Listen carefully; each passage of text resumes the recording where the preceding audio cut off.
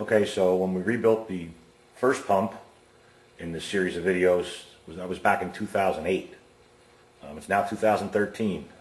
There's been a couple of pumps along the way that I've used to fill in what I couldn't get back in 2008, which is why it's taken so long for me to complete this video. The last step in the part 7 was putting the motor back on. Well, after that, we were supposed to take it over to the test stand to set the pressure. So that's what we're going to do now. And to do that, first we need to run it on angle. We're not going to raise it because if the pressure is too high, we could blow the top cap off. So we're going to run it on angle, either left or right. On the test stand, it doesn't matter because I have a gauge on each side. In your case, it'd be back on the vehicle, and you'll have a gauge on one side, teed into the hydraulic hose. So you want to angle it the opposite way to put pressure on that hose and see what the maximum pressure is. So I'm going to check this one real quick and see where we're at. That doesn't sound very good because this unit's been sitting for over, I don't know how many years. It's a 2000 model, looks brand new, but it had a broken base. The customer brought it in for a new base.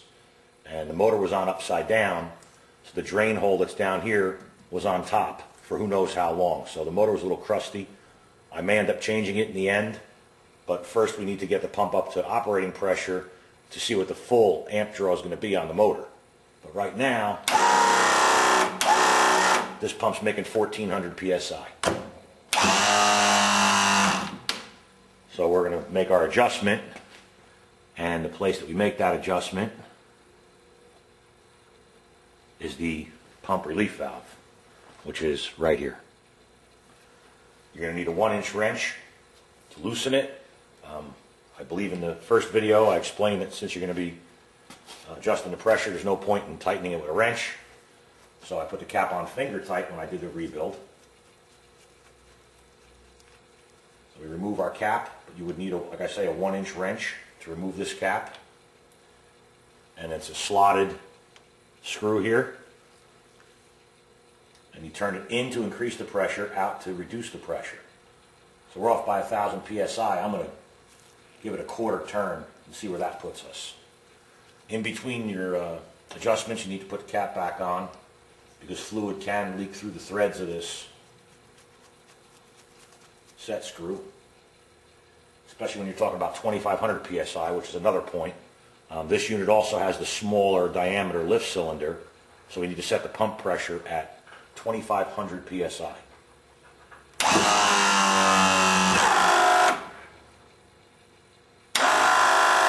Okay, we're at 1900 psi now.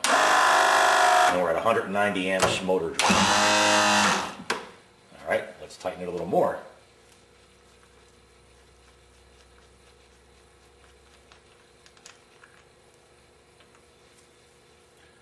Try almost another quarter turn and see where that puts us.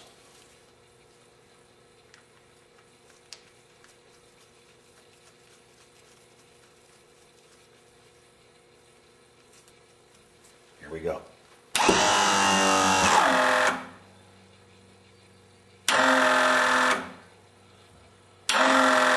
2200, and we're just over 200 amps draw. 230 amps is reject for the motor. I feel bad a little bit for this customer because this is, like I say, a 2000 model year. Had it been just a couple of more years, it would have had the newer style valve block with the one fitting on the side and one out the top, which is a higher flow, and he would have got the 2-lug motor.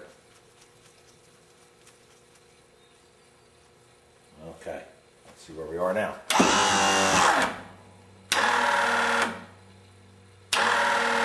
2400, and we're pulling 220 amps.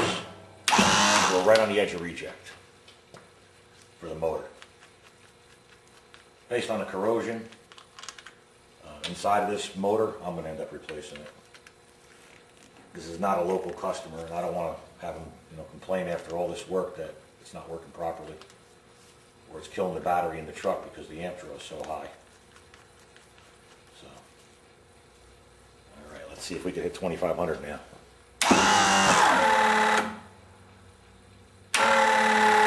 2500. 2,500. And 230 amps draw on the motor. Now, one more thing that's important. When you snug down this nut, there's a chance that you'll turn the set screw. So, snug it down.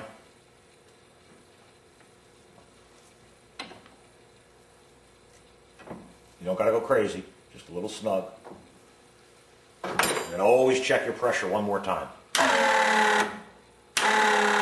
There, 2,500.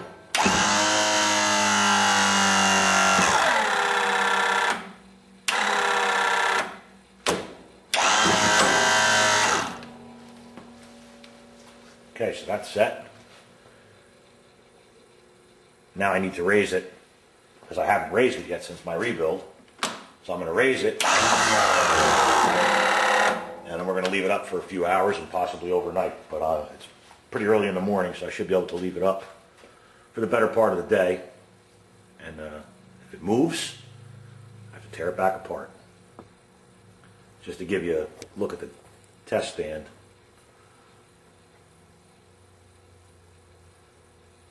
There's the top part, where I have my ammeter and my right and left angle gauges, and the one on the bottom left, that gauge is for pump pressure if I didn't want to use angle, or if I was going to be working on an E-46, for instance, one that doesn't have power angle. I would use that port, or should I say the high pressure port on the E-46 to check the pressure.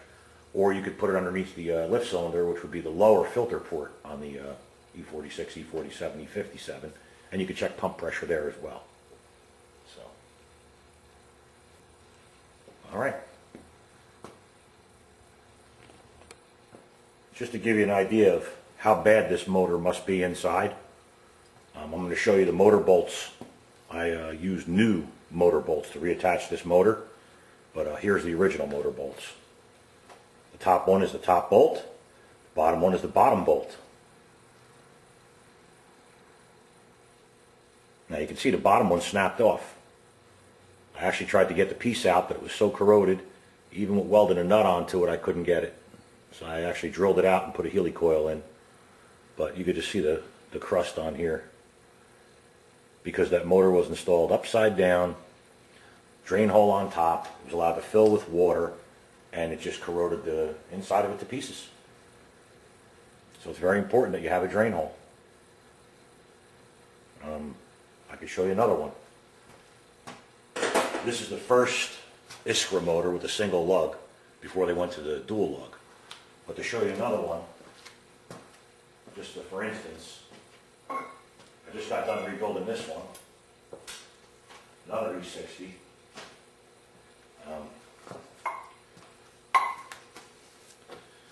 And again, you can pretty much tell this is the bottom, and you can see the crust on this bolt as opposed to this bolt. But here's the problem. Here's the end cap. Okay? This is the bottom of it. And you can see the plastic plugs. There's two of them depending on the orientation of the motor. But the one that was on the bottom should have been removed, and it never was. So this customer ended up buying a motor as well. These things could have been avoided. But now all you can do is correct the problem. So I'm going to change this motor, and we'll test it again. Now here's a replacement 2-lug motor that we use, and you might note that it has a little drain plug with a nipple right here by my thumb, and then there's a plug next to it right here. This is depending on which orientation the motor has. If it's this way, you remove the plug, put it here, take this nipple and put it on the bottom. Or if it's this way, you would do the same thing. Take the plug out. Well, you wouldn't have to if it was this way. Let's back that up again. If it's this way, you don't have to remove the plug. But if it's turned this way, which is replacing a single lug motor, you'll have to remove this, remove the plug, and switch them.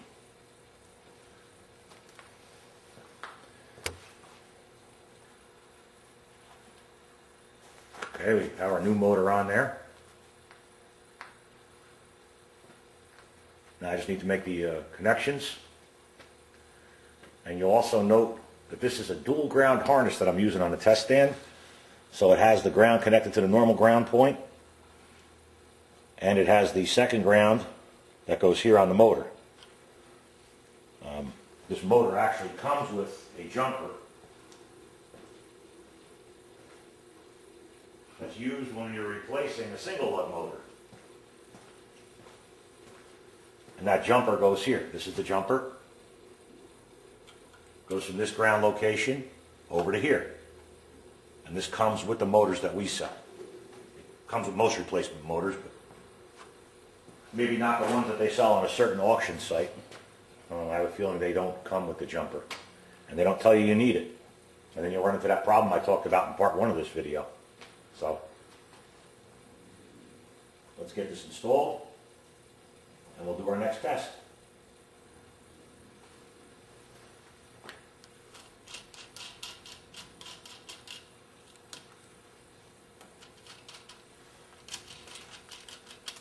And then, after I'm done, I'll switch the drain plug and the drain nipple to their proper locations.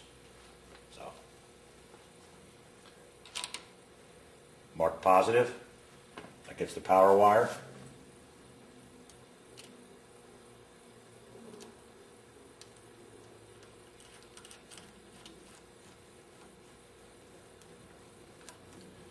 Okay, negative goes here.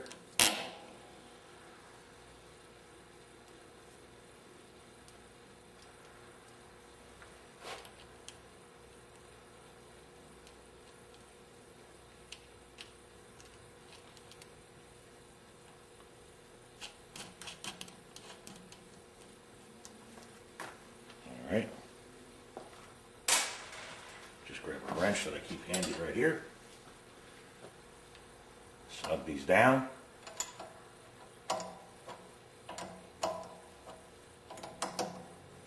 You'll probably notice that this motor spins faster than the old one as well.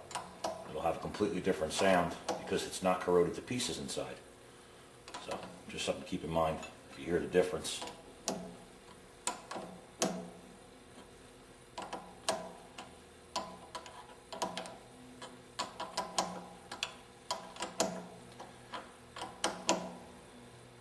All right, that's snug. So now we have our new motor installed. We're going to see what the motor amp draw is at full angle.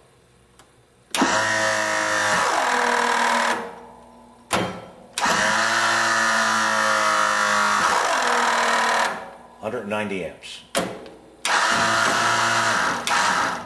which is not unusual when you have the small diameter cylinder and your pressure has to be 2,500 psi. That's one of the great benefits of updating the cylinder with the cylinder update kit. You're allowed to drop the pressure down to 2,000 psi, which puts much more, or should I say, relieves much of the load on the motor. So that's something you should seriously consider. There's one more thing that we haven't checked yet, and I can get a pretty good idea what's going to happen at this point. We didn't adjust the drop speed. Being that it was a new base, I had to remove the drop speed screw and reinstall it. So we're going to have to adjust that. I have a feeling now it's going to be pretty much free fall. These springs on the test stand are about 500 pounds of tension each. So I'm going to bump it down because I know it's going to want to slam, so as you can see. So try up and then down. Almost free fall. What that also causes is a quick surge of fluid inside the tank, and it makes it want to come out of the relief valve. So what we're going to do is we're going to adjust the drop speed on this. Unfortunately, it's on the back side, which is actually the front side of the pump. We have to turn the pump backwards, put it on a stand here to make life easier for us. So I'm going to grab a spare base and show you with that how it's done.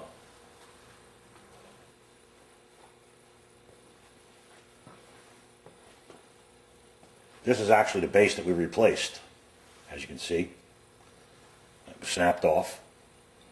So what you need to do to make an adjustment on the drop speed is the two plugs on the front. The higher one is where the drop speed screw is. So you remove the plug, an 11/16 wrench or socket, And then you need a 3/16 Allen key. And down inside of here, in the very center, you'll feel there's a set screw. Now, this is the old base, so I removed it. But you make your adjustments by tightening and loosening the set screw. Tightening the screw slows down the drop speed. Loosening the screw increases the drop speed. Now, when you get to the point where it actually makes a difference in your adjustment, then you go very little. In the beginning, you may turn it in a full turn and see where you are. But then after that, you may only go, an eighth of a turn or a quarter of a turn, just to, get that fine setting at the end. So I'm going to try a quarter turn on this, and we'll see where it puts us. Okay, so I removed the plug on the back side. I turned it in 1/4 turn. But being that this was a brand new unit, that base must have been cracked early on, because I've never seen a unit so clean inside other than a brand new one. What I wanted to show you is, when the unit is new, on the head of the plug, there's a decal. And it says, "Caution, adjust before using." Some of the other decals I have seen over the years is ones that said drop speed. But this one says, "Caution, adjust before using." I'm going to put this back in because in between adjustments you have to put the plug back in, or you'll get a squirt of fluid out the front of the unit. So I'm going to put this back in, and then we'll test the drop speed. Okay, we're going to go up and down again and see where we are. See, quarter turn made absolutely no difference. So we're not to that point yet where, like I say, the fine adjustments come into play. Unfortunately, I have to remove the plug, adjust the screw, put the plug back in, test it again. So I tried turning another quarter of a turn, made about 6 more adjustments. I still couldn't get it to slow down. What I was doing is I was using this conventional Allen key. Well, I actually got to the point where I couldn't turn the screw anymore with this, and it made no difference. So I switched to this, and then I was able to get it. So just something to keep in mind. You may need the socket. The key itself may not be strong enough, or won't allow you to have enough torque on the screw, because on the drop speed adjusting screw towards the back end, there's a dab of Loctite that helps hold it after you set it where you want it. And what I'm guessing is, once it got to that Loctite, I couldn't turn the small Allen key anymore, so I had to switch. But I'll show you. That's better.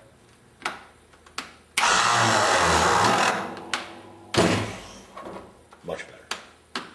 So there you have it. Drop speed set.